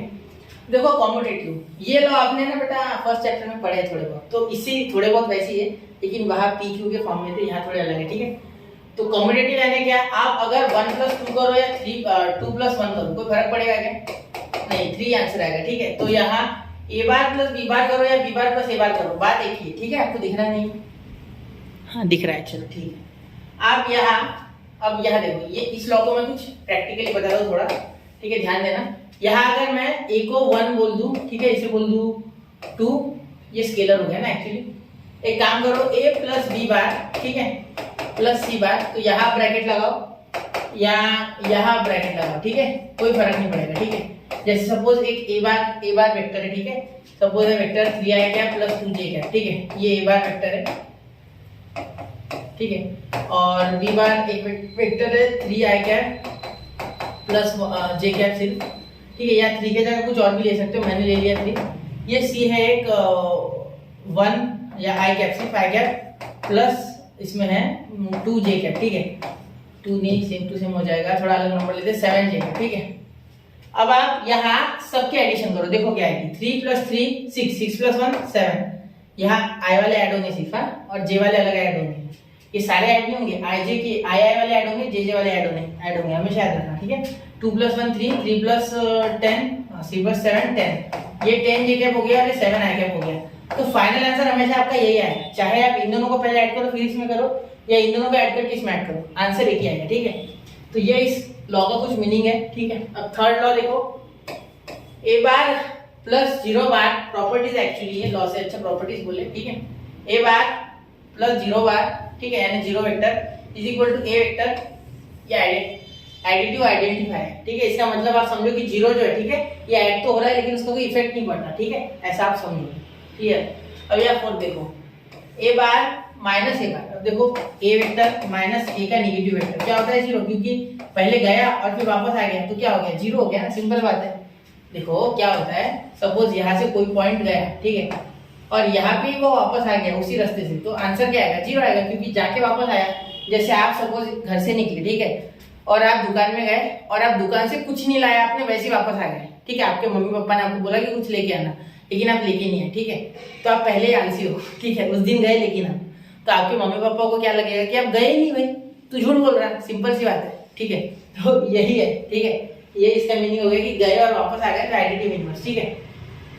आइडेंटिफाई दिखे तो जीरो, इनवर्स दिखे तो उल्टा, ठीक है। इनवर्स यानी उल्टा, ये तो आपको पता होगा, ठीक है। ये कुछ लॉज है, ठीक है। ये ध्यान देना, डिस्ट्रीब्यूटिव ये क्या होता है, ये देखो, ये a बार अगर एक ही वेक्टर है तो m into n हो जाएगा, तो m a bar n a बार, ठीक है। यहाँ m दो बार मल्टीप्लाई करेगा, m a बार के साथ, एक बार m b बार के साथ, ठीक है। फिर तीसरा आप m n a बार लिखो या m n a बार लिखो, ठीक है। m n a बार लिखो is equal to m n a bar लिखो, ऐसा लिखो एक ब्रैकेट में, या ऐसे लिख लो n m a बार। मैं तो और एक स्टेप आगे बढ़ रहा हूँ, ठीक है। उन्होंने ये लिखा नहीं है, लिखा है, तीनों लिखा है, ठीक है। इसका मीनिंग क्या हो गया, ये जो दो स्केलर है, ये m और n स्केलर है, ठीक है। जितने भी मैं mn लिख रहा हूँ ये स्केलर है, क्या है, स्केलर, याद रखना, ये क्या है, स्केलर है। तो ये 6 है, एक्चुअली इन दोनों का मल्टीप्लाई सपोज 6 है, क्योंकि m की वैल्यू है सपोज 2 और n की वैल्यू है 3, तो ये 6, ये भी 6। तो 6 से जब a बार एक वेक्टर है suppose 3i cap plus 2j cap, तो ये 3 से 6 से जब मल्टीप्लाई करेगा तो 6 3 18i cap plus 6 2 12j cap, हमेशा ऐसे होगा, ठीक है। कोई फर्क नहीं पड़ेगा इसमें, जो आना है वही आएगा, सिर्फ ये स्केलर से सिर्फ मल्टीप्लाई हो जाएगा, ठीक है। आप पहले 3 से करो, 2 से करो, या मल्टीप्लाई तो आखिर 3 और 2 होने वाला है, तो आंसर तो वही आने वाला जो कि 18 आया। 2 3 6 6 3 18, या 2 3 6 6 3 18, कैसे भी जाओ, ऐसे जाओ, ऐसे जाओ, 2 3 3 9 2 18, ऐसे भी चलेगा, ठीक है। तो यही सब बोला गया है। बहुत से बच्चे से पहचान नहीं पाते, इसलिए मैंने बताया आपको, एग्जाम्पल से समझे, ज्यादा बेटर समझेगा, ठीक है। तो एक बार मैं अच्छे से कंप्लीट कर दूं, 1 2 3 4 5 6 7, ठीक है। और ये लास्ट जो ये ट्रायंगल इनइक्वालिटी, ठीक है, ये याद रखना कि बेटा आपको पता है कि जो ट्रायंगल की एक साइड होती है वो हमेशा दो साइड के एडिशन से छोटी होती है। सपोज यहाँ मैं ट्रायंगल ले लूं ए बी सी, तो आप अगर देखो तो ए बी अकेली जो है ये भले ही दिखने में बड़ी दिख रही है, लेकिन मैं अगर ए बी के सामने ए सी प्लस बी सी कर दूं तो ये हमेशा बड़ी आएगी, ठीक है। तो इसी हिसाब से हमने लिख दिया कि ए बी अगर 5 है, ठीक है, तो ये 3 होगी, ये 4 होगी सपोज, ठीक है। तो 4 प्लस 3 7, यानी बी सी प्लस ए सी 7 आ रहा है, ये अकेला 5 आ रहा है, तो 5 तो बड़ा छोटा होता है ना 7 से, मतलब यहाँ हमारा सेटिस्फाई हो गया A B is less than A C plus B C. तो यही मैं बोल रहा हूँ आपको, और यही यहाँ लिखा गया है। ये हो गया आपका ट्रायंगल ऑफ इनइक्वालिटी खत्म, ठीक है। चलिए इसे नोट कर लीजिए अब, ठीक है। आपकी इच्छा हो तो अब बढ़ते हैं अगले क्वेश्चन की ओर। ये अच्छी इच्छा हो तो क्यों बोला मैंने, ठीक है, ये आपके टेक्स्ट बुक में ऑलरेडी दिया गया है, इसीलिए वहीं से मैंने लिया है, ठीक है। चलो अब ये मिटा दूं क्या, ठीक है। तो अब ये लो समझ गया आपको, ठीक है। अब ये देखिए, इसमें देखो, अगर आप दो वेक्टर है कोई भी, ठीक है, पहले देखो, any two vectors A and B determine a plane. Suppose एक प्लेन है और उसमें आपको एक ए वेक्टर है आपके पास और एक बी वेक्टर, ठीक है। अब आप इन दोनों वेक्टर को चाहे ऐड करो या चाहे सब्ट्रैक्ट करो, ठीक है। सिंपल सी बात है कि वो इसी प्लेन में आएगा, क्योंकि ये इस प्लेन पे लाई कर रहे हैं, ठीक है।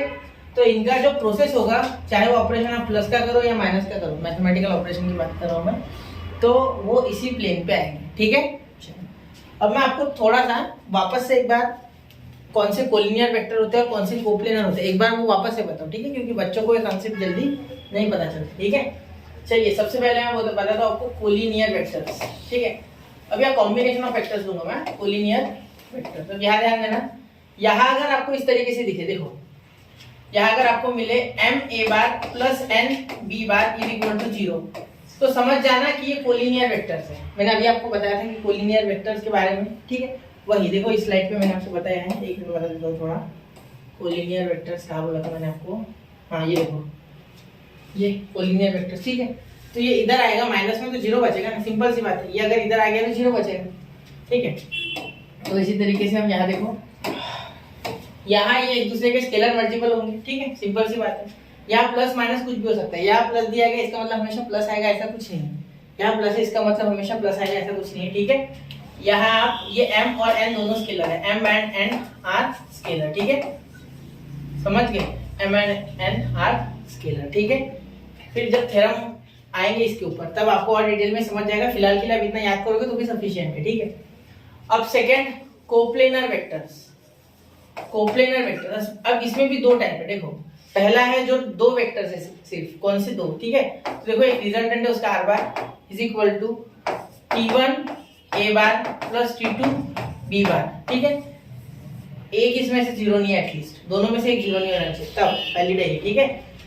कोप्लेनर वेक्टर्स तब होंगे जब वो r बार यानी कोई रिजल्टेंट है, ठीक है, वो इनके स्केलर से, ये t1 एंड t2 इनके स्केलर से इस वेक्टर को मल्टीप्लाई करने के बाद ये r बार आना चाहिए, मतलब ये t1 से मल्टीप्लाई करो a को, t2 से b को, ठीक है, तब ये वेक्टर आपका आना चाहिए r बार, ठीक है, और r बार आपको जानते हो रिजल्टेंट वेक्टर, ठीक है। तो ये एग्जांपल्स के थ्रू और आपको अच्छे से समझेगा एक्सरसाइज में। फिलहाल आप इतना याद करो फॉर्मेट ma + nb = 0 तो कोलिनियर, ठीक है, r बार = t1a + t1 t2b = r बार, ठीक है। तो ये हो गया आपका कोप्लेनर वेक्टर, ठीक है।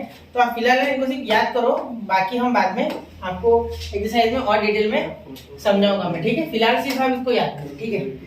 अब आगे देखो, यहाँ क्या कर सकते हैं, थर्ड देखो, और एक बार कोप्लेनर की बात होगी अब, ठीक है, लेकिन अब इस बार 3 आएंगे, ठीक है, कोप्लेनर वेक्टर्स तो 3 आएंगे इस बार। तो क्या होगा देखो, x a cap plus y b bar sorry cap bar plus z c बार = 0। अगर ऐसा आपको दिख जाए तो भी ये कोप्लेनर है 3 वेक्टर्स, ठीक है, समझ गए। तो यहाँ इन तीनों को आप नोट करो, m a bar plus n b बार = 0, ठीक है, r bar = t1 a bar plus t2 b bar, t1 and t2 यहाँ ये क्या है, स्केलर है, क्या है, स्केलर है, ठीक है, याद रखना ये स्केलर है, स्केलर यानी कोई भी नंबर, ठीक है। यहाँ देखो z a bar plus y b bar plus z c बार = 0, ये कोप्लेनर वेक्टर्स है, ठीक है। तो इतना जरूर नोट करना और इसे थोड़ा सा लिख लेना एक साइड में, ठीक है। ये टेक्स्ट में बहुत लंबा थ्योरम है, इसका एक थ्योरम अलग, इसका थ्योरम 1 थ्योरम 2 थ्योरम 3, वो थ्योरम जब मैं अपलोड करूंगा तो प्लेलिस्ट में ही वो डाल दूंगा, ठीक है। तो इसके नीचे इसके थ्योरम होंगे। अगर आपको यहाँ से क्लैरिफाई नहीं हो रही है चीजें तो एक बार आप थ्योरम जरूर देखना, आपको इससे अच्छा आइडिया मिलेगा। और मैं जानता हूँ यहाँ से चीजें नहीं समझती है, ये सिर्फ आपको यूज करने के लिए प्रॉब्लम है, तो ये फॉर्मेट अगर याद हो जाए तो अच्छा होता है, ठीक है। चलिए नोट कीजिए इसे, तो नोट कर लिया बच्चों, चलिए अच्छी बात है, नोट किया है तो करना चाहिए। ये 3 वैसे थ्योरम से एक्चुअली है, ये नहीं है, इतना शॉर्ट नहीं है वो, मैंने आपको वो रिजल्ट बताया डायरेक्टली, ठीक है। चलिए तो अब क्या बता रहे सर, अब मैं आपको बता रहा कि डिस्टेंस कैसे निकालना है किसी पॉइंट का, ठीक है। देखो सपोज आपको इस तरीके से दिया गया है, ठीक है, एक ये y axis sorry x axis, ये y एक्सिस और ये z एक्सिस, कौन सी z, ठीक है। अब ये जो प्लेन दिख रहा है बेटा, देखो मैं प्लेन बना रहा हूँ, ये जो रेड कलर से दिख रहा है आपको प्लेन, ठीक है, ये xy प्लेन कहलाता है, कौन सा, xy प्लेन, क्योंकि ये xy एक्सिस के बीच में है, ठीक है, xy प्लेन, ठीक है, प्लेन, ठीक है, प्लेन xy प्लेन। और ये जो मैं ब्लू कलर से बना रहा हूँ, ठीक है, एक मिनट ये जो मैं ब्लू कलर से बना रहा हूँ ये कहलाता है बेटा yz प्लेन, कौन सा, yz प्लेन, ठीक है। और जो नीचे मैं बनाऊंगा वो बना देता हूँ ग्रीन से, ठीक है, ये कहलाता है बेटा xz प्लेन, xz प्लेन, ठीक है। तो आपको क्या करना है यार, सर आपने प्लेन क्यों बनाया, ठीक है। देखो अगर कोई पॉइंट है यहाँ बाहर, सपोज यहाँ देखो, एक्चुअली ये प्लेन इस तरीके से 3D में, ठीक है, मतलब आप ये समझो कि ये प्लेन है, ठीक है, ये इस तरीके से 3D में पॉइंट्स है, देखो ये पेंसिल, ये पेन और ये ब्लैक मार्कर, देखो इस तरीके से प्लेन है 3D में, एक प्लेन यहाँ बन रहा है, एक यहाँ और एक नीचे, ठीक है। जैसे अगर आप किसी कॉर्नर में खड़े हो जाओ दीवार के, ठीक है, तो वहां एक इस तरीके से दीवार एक बाजू में होती है और एक नीचे, तो फ्लोर हो गया आपका ये एक्जेक्ट प्लेन, इस साइड की दीवार जो होगी वो हो गई आपकी वाईजेड प्लेन, और जो बाजू की हो गई, जैसे कि मैं अभी खड़ा हूँ इसके बाजू की, इसके पीछे अगर दीवार होती तो वो होती वाईजेड, ठीक है, बाजू की होती एक्स वाई और नीचे की होती एक्जेड, ठीक है। तो इस तरीके से 3D वाली चीजें सारी, ठीक है, समझ गए। चलो अब ध्यान देना मेरी बात का, अगर कोई पॉइंट हो यहाँ, सपोज यहाँ है, ब्लैक कलर में ले रहा हूँ, ठीक है, थोड़ा मोटा कर देता हूँ आपका, यहाँ अगर एक पॉइंट ले लूँ मैं इस तरीके से और इसे पॉइंट दे दूं 4, 2, 3, ठीक है, सपोज ऐसा कुछ है, इसका कोऑर्डिनेट यहाँ ए बोल देता हूँ मैं, ठीक है, अगर इसके कोऑर्डिनेट्स ए है, ठीक है, और इस तरीके से 4, 2, 3, तो अगर मुझसे किसी ने पूछा कि बताओ एग्जैक्ट प्लेन से इसका डिस्टेंस कितना है, एग्जैक्ट से, ठीक है, तो एग्जैक्ट प्लेन से जो इसका डिस्टेंस होगा, ठीक है, डिस्टेंस फ्रॉम एग्जैक्ट प्लेन, ठीक है, तो वो मैं बोल दूंगा बेटा मॉड ऑफ एग्जैक्ट है ना, तो x और z को लेना मत, एग्जैक्ट है तो x और z को लेना मत, मतलब x z पॉइंट इसमें के छोड़ देना, क्योंकि इसका x कोऑर्डिनेट क्या है बेटा, x है इसका 4, y है इसका 2 और z है इसका 3, ठीक है। तो x और z इसके कोऑर्डिनेट छोड़ देना, x का x और z, ये x और z छोड़ देना, 2 कितना आ गया डिस्टेंस 2, क्योंकि मॉड ऑफ y होता है इसका आंसर, ठीक है, ये पहला, ठीक है। मैं बताता हूँ आपको इलेबोरेट करके, सिर्फ आप इतना ट्रिक याद रखो, फिलहाल xz को छोड़कर xz का कोऑर्डिनेट छोड़ो, y के लिख दो, ठीक है।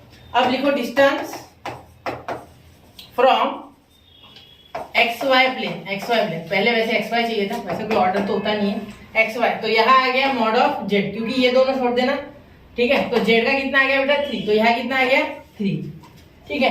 Third, distance from Y Z plane, distance from Y Z plane, ठीक है। तो ये कितना आ गया बेटा, ये आ गया आपका मॉड ऑफ एक्स, और एक्स कितना है आपका, एक्स यहाँ 4, ठीक है। तो मॉड क्यों लेते हो सर, कभी बेटा कोऑर्डिनेट अगर नेगेटिव रहे, यहाँ अगर होता तो एक आधा कोऑर्डिनेट अगर -2, -3, -4 ऐसा कुछ होता तो distance can not be negative, length can not be negative, इसलिए हमें मॉड लेना होता है, ठीक है। बाकी मॉड का इतना कोई आवश्यक नहीं है, ठीक है, लेकिन मॉड डिस्टेंस के कारण, डिस्टेंस नेगेटिव नहीं हो सकता इसलिए। चलो अब कम टू द पॉइंट। अब देखो एक्स जेड, यहाँ से मैंने अगर डिस्टेंस पूछा किसी ने मुझसे, तो मैं क्या बताऊंगा, ये मेरा एक्जेड प्लेन है, ठीक है, ये पूरा।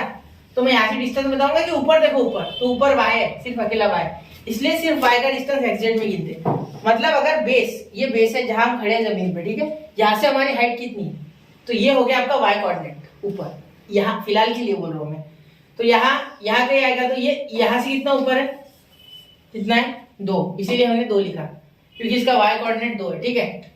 अब यहाँ पूछेंगे एक्स वाई से पूछे, देखो एक्स वाई है ना, ये वाला, ये लाल रेड, तो इसके आगे कितना ये देखेंगे, तो इसमें मैं दिखा नहीं सकता आपको, लेकिन ऐसा कोई परपेंडिकुलर बना होगा पीछे, तो ये परपेंडिकुलर से कितना दूर है एक्स वाई से, देखो एक्स और वाई के कोऑर्डिनेट इसके लिए 0 आ गए, क्योंकि हमें पॉइंट यहाँ से लेना है और इस तरीके से लेना है। ये क्यों ऐसा लिया मैंने ना, एक्चुअली एक मिनट, ये देखो सपोज एक पेपर है, ठीक है, ये मेरा हो गया एक्स वाई प्लेन, क्या हो गया एक्स वाई प्लेन।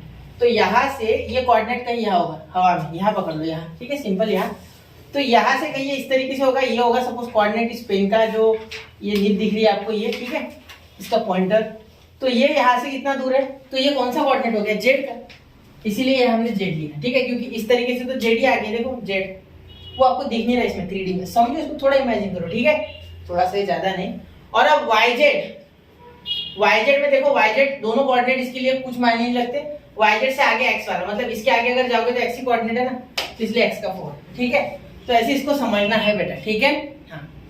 और अगर अब आपको, अगर देखो, अगर अब आपको पूछा गया कि बताओ बेटा कि ये जो ये OA है, ठीक है, ये ओरिजिन है सपोज, ठीक है, ओरिजिन तो OA है, ठीक है। यहाँ अगर OA की जगह और कुछ होता है, सपोज यहाँ कुछ और कोऑर्डिनेट होते, ओरिजिन से नहीं लेता मैं ये लाइन, ठीक है, ये मैं कहीं ऐसा बना लेता हूँ, देखो ये इस तरीके से, ये होता आपका x, ये होता y, और ये होता z, और एक इसके बीच में मैं AB बना लेता, AB इस तरीके से, ठीक है, यहाँ ओरिजिन। तो बताओ बेटा AB की क्या लेंथ है, तो मैं क्या बोलता, यहाँ के कोऑर्डिनेट पता होने चाहिए मुझे, x1 y1 z1, और यहाँ के x2 y2 और z2, ठीक है। तो यहाँ मैं क्या बोलता, सर एक काम करो आप, एक सिंपल सा AO का डिस्टेंस AO निकालना है, तो distance AB is equal to, ठीक है, या ऐसा बोल सकते डिस्टेंस है, अच्छा, मॉड ऑफ AB वेक्टर, ठीक है, यानी कि उसका magnitude is equal to under root x2 minus x1, क्या करना है, x2 माइनस x1 का square plus y2 minus y1 का स्क्वायर, ठीक है, इधर थोड़ा सर्कल लेता हूं वैसे, ठीक है, y2 माइनस y1 का square plus z2 minus z1 का स्क्वायर, z2 माइनस z1 का स्क्वायर। तो ये हो गया बेटा आपका यहाँ कोऑर्डिनेट्स, ठीक है, ये हो गया आपका डिस्टेंस इस पॉइंट से, ठीक है, क्लियर, कोई बात है यहाँ पे। देखो कुछ नहीं किया, x2 minus x1, y2 minus y1, z2 minus z1, ये हो गया आपका यहाँ से डिस्टेंस, ठीक है। अगर 2 पॉइंट होते तो सिर्फ x2 x1 y2 y1 लेता मैं, और कुछ नहीं, ठीक है, क्लियर। तो यहाँ बेटा हमारा बेसिक्स होता है कंप्लीट, इसे पहले नोट कर लो, फिर आपको बता दो आगे का। तो नोट कर लिया बच्चों, देखिए अब यहाँ हमारा बेसिक्स होता है कंप्लीट, ठीक है, एक्सरसाइज 5.1 का, क्योंकि हर एक्सरसाइज का इसका बेसिक मेरे को 50 से 40 मिनट लग जाएंगे। ये भी पहला लेक्चर था, तो वेक्टर बताने में मेरे 20 मिनट निकल गए कि क्या वेक्टर होता है, क्यों यूज होता है। उसके बाद हम मैथ्स में घुसे, पहले तो फिजिक्स का ही बताना पड़ा, ठीक है, क्योंकि वो आपने सीखा है, रिलेट करके ज्यादा आसानी से चीजें समझिए, ठीक है। चलो अब हम अगले लेक्चर में मिलते हैं, जिसमें हम एक्सरसाइज 5.1 डिस्कस करेंगे, ठीक है। और बहुत ही बड़ी एक्सरसाइज है एक्सरसाइज 5.1, और क्वेश्चन भी अच्छी खासे है, आपको यहाँ बेसिक्स अच्छे से समझना चाहिए। अगर आपको कुछ थोड़ा बहुत डाउट है, जिसके कारण जो थ्योरम्स के थ्रू है, या जैसे कि ये हो गया एक, ये थोड़ा सा थ्योरम से अच्छे से समझेगा, या क्वेश्चन करने पड़ेंगे इसके ऊपर, ठीक है, या आप देख सकते हो कहीं ये अगर आपको नहीं समझा तो इससे तो ट्रिक से याद रखो इसे, ठीक है। अगर ऐसा कोई डाउट है जो इसमें आपको अभी भी है तो क्वेश्चंस में 100% क्लियर हो जाएगा, एक बार जरूर एक्सरसाइज पूरी देख लीजिए, ठीक है। तो चलिए मिलते हैं अगले लेक्चर में वेक्टर्स के, तब तक के लिए पढ़ते रहे, आगे बढ़ते रहे। जय हिंद, जय भारत।